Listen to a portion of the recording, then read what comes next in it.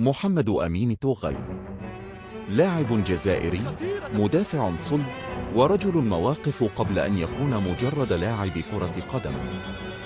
انتهى عقده مع الترجي، وتهاطلت عليه العروض من أندية الخليج بعروض مالية مغرية كان يمكن أن تغير مسار مستقبله.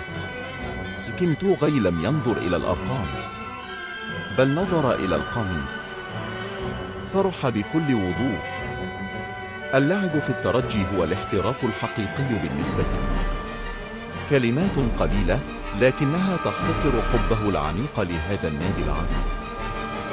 رفض العروض واختار البقاء في الحديقة لأن قلبه لم يعرف غير الأحمر والأصفر.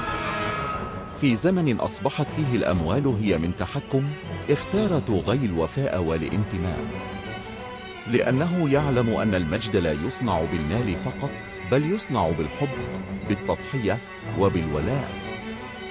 محمد أمين توغي ليس مجرد مدافع، بل أسطورة تصنعها القيم قبل الأقدام.